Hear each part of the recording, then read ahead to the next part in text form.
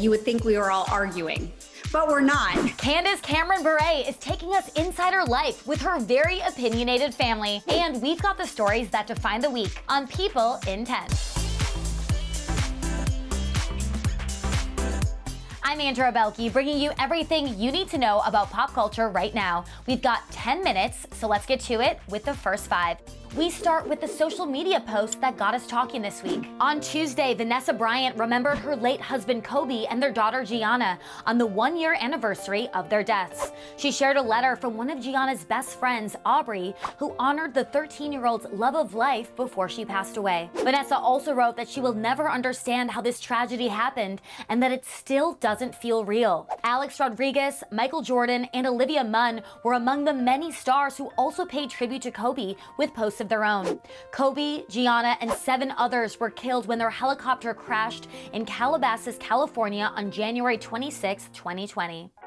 Also this week, Dale Moss spoke out via Instagram Live to clear the air about his split from the Bachelorette, Clare Crawley. There's no one person to blame in this situation. Dale telling fans that he put his heart and soul into their relationship. I wanted nothing more than to make this relationship work. Meanwhile, Cardi B crowdsourced skincare advice on Twitter this week, admitting to experiencing horrible acne and sharing a close-up of her face, as she revealed that she's been breaking out for about 3 months.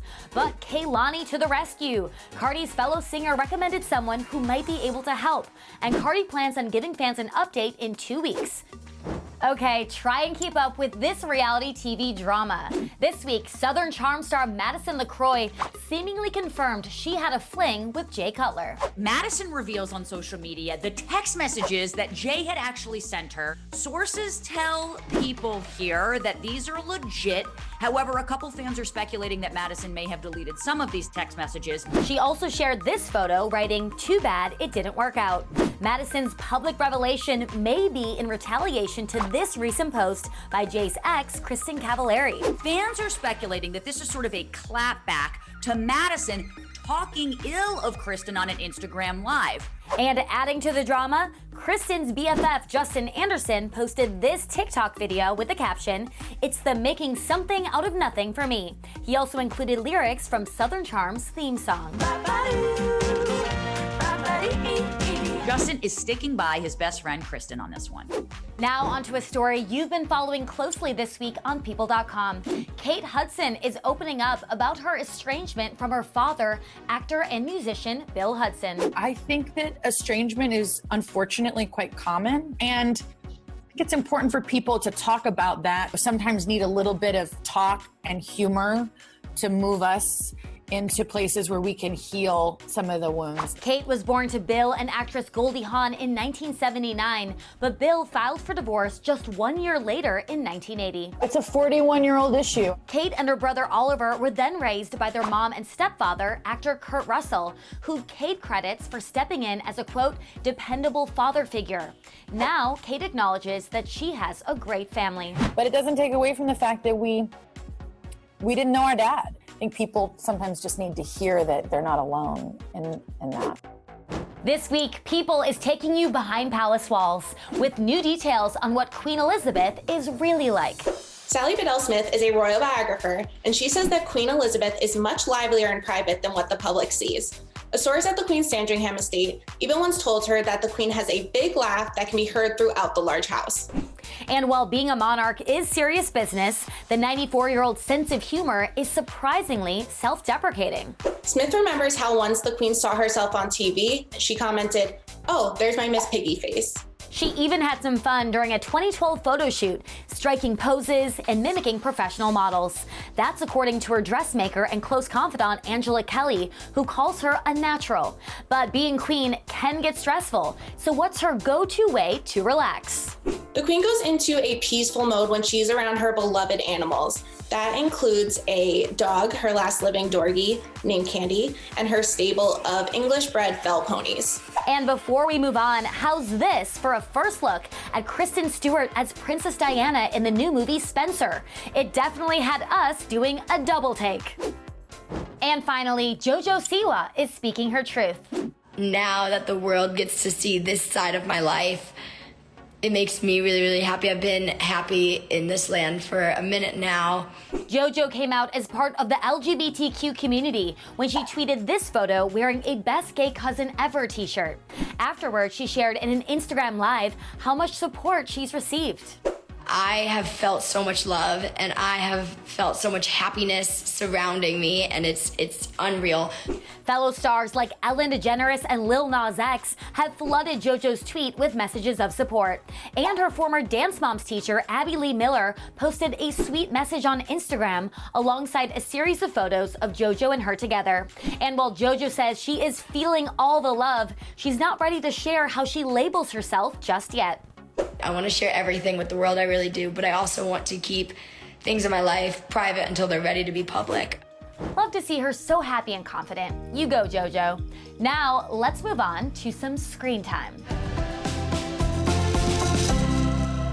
I'm joined now by Candace Cameron Bure, who is not just an iconic actress, she's also a businesswoman who has now written her third children's book, Candace's Playful Puppy. All right, let's jump right into our 1 through 5 series of questions. So for each question, I'll ask you to give a certain amount of answers, 1 through 5. It's very simple. You said recently that you spent more time with your family in this past year than the last 12 years. So I want to know, what is one surprising thing you've learned about your family? A conversation is never a conversation. It always turns into a debate. If you walked into my house at the dinner table, you would think we were all arguing. But we're not. We just, I guess, like the competition of who can win over the other person. Your new book, Candace's Playful Puppy, has the main character's patience tested as she deals with this rambunctious puppy. So I want to know, in your real life, what are the top 2 funny or strange times your patience has been tested? Boris, my Rottweiler, tests me every day with his snoring because he sleeps in our room at night, but he sounds like a garbage truck. It's so loud. My youngest son, Max, thinks it's really funny to just make random sounds like and so he likes to do that in my ear or in my face when I'm not expecting it, and that tests my patience. When your older adult children hang out with you, I don't want to get so mad that then they walk away, so I endure the annoying sounds. Well, speaking of having your patience tested, you recently had this empowering clapback moment where you responded to some social media haters who wrote some mean comments on a family photo of yours, which, by the way, I don't get it. It doesn't make sense, it drives me crazy. But you responded, and then on Facebook you wrote, P.S. don't tell me to ignore the haters. Do you feel a responsibility to respond to them? I do let a lot of it go, the majority, but when there's like so many comments, I think that's when you have to stand up for yourself. So of course we can ignore the haters, but when there are people that are making jokes, thinking it's in good fun, they're not thinking they're being hateful. So I wouldn't call them haters, but we have to realize and let people know that, you know, there's real people and feelings behind a computer screen or a phone. So I think standing up for yourself is always appropriate. What kind of conversations do you have with your kids about these issues? It's hard because we deal with this. My daughter deals with it a lot, and she's come to me many days crying because of what people have commented on her social media. But I do tell her, listen, a lot of times people are writing mean things because they're like trying to poke the bear. They just want to get a rise out of you. They actually want attention, and they know they can get attention by being mean. So in that case, it is good to ignore them. You've said in the past you'd be open to doing another reboot called Fullest House. I'm not ready for it to be done. I want to binge more. What are 3 dream things you would love to see in a reboot? If we did Fullest House, it would kind of be like the Golden Girls version. So I feel like, you know, Betty White, she's 99 now, like, come on, we need you on Fullest House. Oh, this is hard. Well, we'd still definitely be in the Full House, Fuller House, Fullest House. So we'd need that house. We would need grandbabies for sure. There's gonna be a lot of people in this house. If you could have starred in 4 other television shows, past or present, what other 4 shows would you have loved to star in? Okay, cool. I would have loved to have been in Clueless and be Cher. I mean, oh, the outfits alone. Oh, that's a movie though. Does it have to be a television show? I do like that answer though. They did have the Clueless television show. There you go. So that works. I would have loved to have been in Three's Company and play Chrissy. I loved that show growing up. And then to be acting with John Ritter would have been incredible. Oh, Game of Thrones. My goodness. Minus the nudity, but to be on Game of Thrones. Yes. Bridgerton. This is to work. You must appear madly in love. Those dresses, the costumes, the way they speak, I would have loved to have been on that show. Do you think you could nail the accent? No. I probably could if I practiced. I hope I could. Can you describe your new book, Candace's Playful Puppy, in 5 words? Playful, faithful, puppy, frustrating.